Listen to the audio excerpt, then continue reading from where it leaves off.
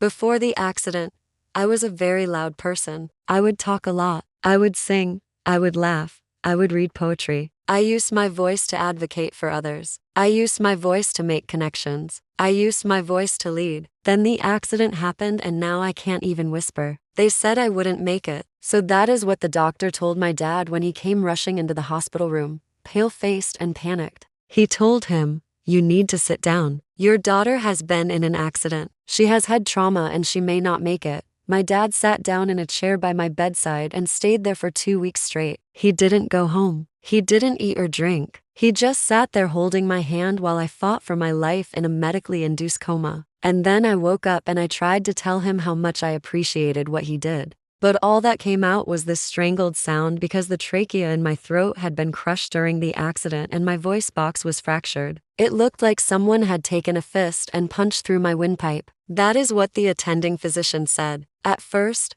everyone understood that I couldn't talk. They knew that I had been in an accident and that I had lost my voice because of the injuries to my neck. My dad stayed by my side day and night, rubbing my back, telling me stories about his childhood, reading to me from my favorite books, talking to me about anything and everything. He never stopped talking. Even when I would doze off, he kept talking. But one day, he left for a few hours. He said he had to go home and shower and get some sleep. And when he came back, he brought my sister with him. And my sister started talking to me, asking me how I felt and if I needed anything. But I couldn't respond. All I could do was stare at her with these big, terrified eyes and try to say something. But all that came out was a strangled gasp. And she looked away. "Don't pretend you can't talk," she said dismissively. "You totally can. You're just being a baby." And my dad immediately cut her off. "She can't talk, Sarah. You don't know what happened to her. You weren't there." And Sarah shrugged, tossed her hair and went out onto the balcony to call her friends. My dad rushed back into the room. "Why don't you understand?" he cried. "She can't talk. She's barely alive. You can't just walk in here and tell her that she's fine. She's not fine. She needs us."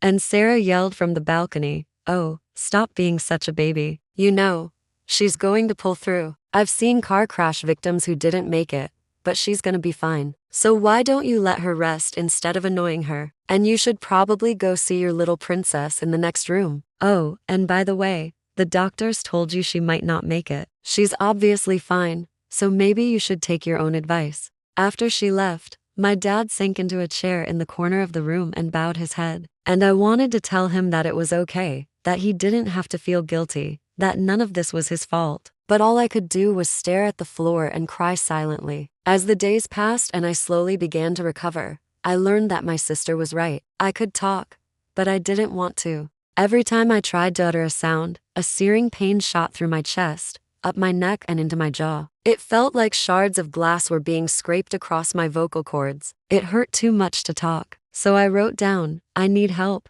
I held the paper out to my dad and he took it, read it and smiled. "Of course you need help, sweetheart," he said. "You've been through hell and back again. But you don't need to write things down anymore. You'll be able to talk soon." The doctors told me that it's only a matter of time. But time passed and I didn't get better. 3 months after the accident, the doctors removed the breathing tube that had been keeping me alive and I was able to come home. But it wasn't my home. It was a strange place filled with unfamiliar sounds and smells that made me nauseous. When my mom bent down to hug me, I recoiled and pushed her away. "What did I say?" she asked angrily. "I don't know what you said."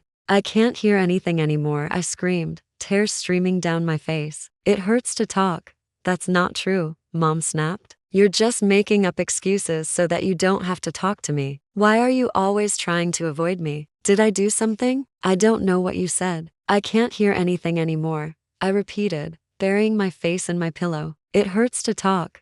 "That's not true," Mom snapped. "You're just making up excuses so that you don't have to talk to me. Why are you always trying to avoid me? Did I do something?" "I don't know what you said." "I can't hear anything anymore," I repeated, burying my face in my pillow. "It hurts to talk." For the next few weeks, I spent most of my time alone in my room. I couldn't bring myself to leave the house, let alone talk to anyone. At school, the other kids started calling me the mute girl, and I hated it. It felt like a punishment that I didn't deserve. Then one day, I started to feel really sick, and when I tried to tell my mom that I needed to go to the bathroom, She slapped me across the face. "Don't play dumb with me," she said angrily. "You're not trying to avoid me, are you? Just go to the bathroom. I don't care." When she left the room, I crawled onto the floor and pulled my blanket around me like a sheet. I didn't want to leave my room, but I also couldn't stay in there forever. So I dragged myself to the bathroom, wrapped myself in a towel, and stared at my reflection in the mirror. The girl staring back at me had dark circles under her eyes, pale skin, and no voice.